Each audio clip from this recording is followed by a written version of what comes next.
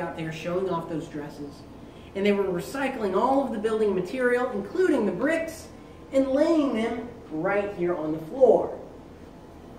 So now I present to you guys Lady Jane's department store. You guys are standing on top of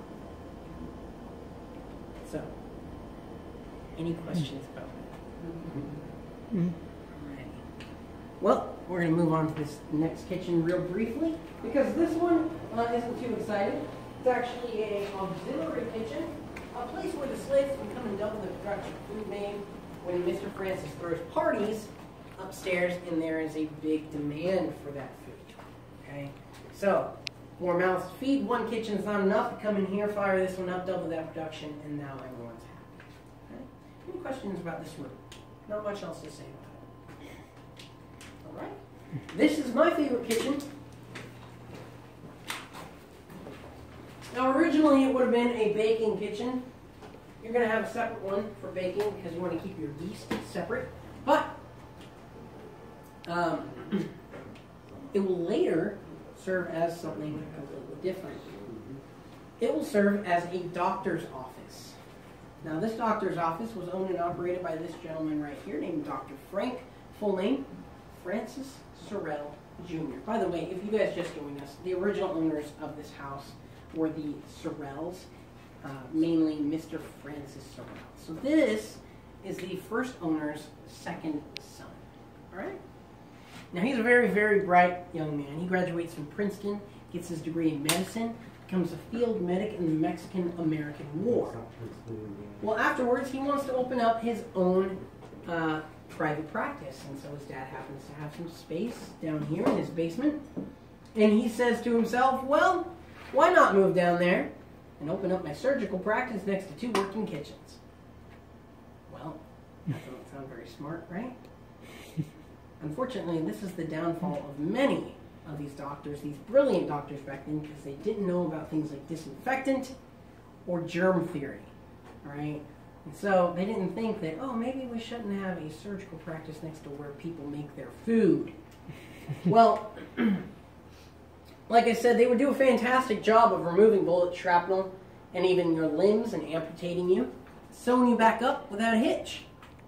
Problem is that they would take those tools they just used, swish them off in some water, and use them on the next guy. Oh, yeah. Clean enough. Get that yucky blood off of it, right? Well, again, they didn't know about disinfectant. So, staph infections were huge killers of people just visiting surgeons back then. Not only would you want to avoid surgery, you'd also want to avoid any sort of medication given to you by a certified pharmacist.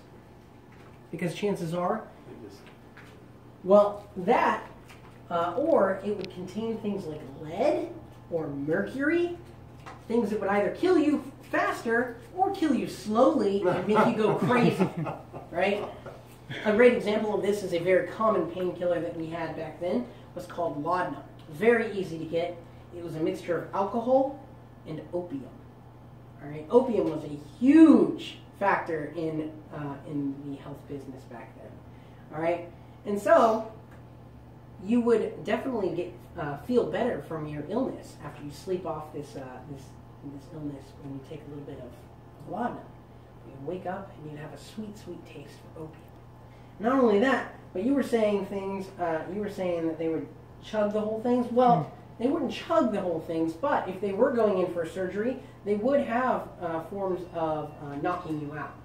All right, and unfortunately, that included things like chloroform and morphine. So they would take the needles, and they weren't very good at measuring out dosages.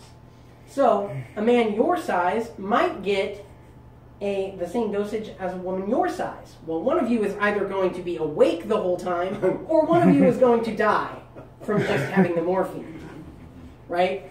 So, that was a big problem. So you guys have any questions about the health back then? It was not a very pleasant time to be around it.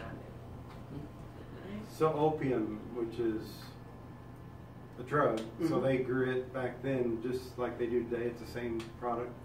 For the most part, yeah. Okay. Same drug. Opium was a huge factor in that time period.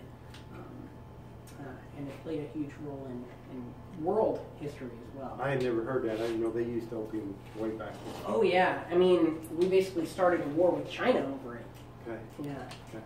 So, Really? yeah. Which The opium wars Which one? in China in the I believe it was the late 1800s.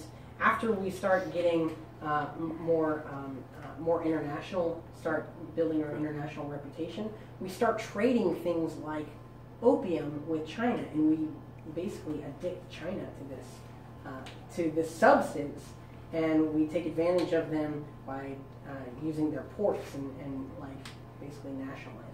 Because basically after you took it one time, you got addicted to it. You wanted it. Right, absolutely. Huh. Yeah, and they didn't understand that. Everybody was getting it. Mhm. If you came to the hospital, you got it. Absolutely. Alrighty, so we're going to go upstairs.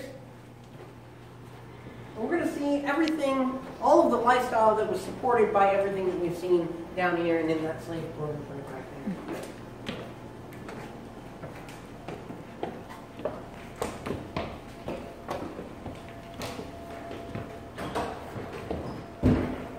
Upstairs we go.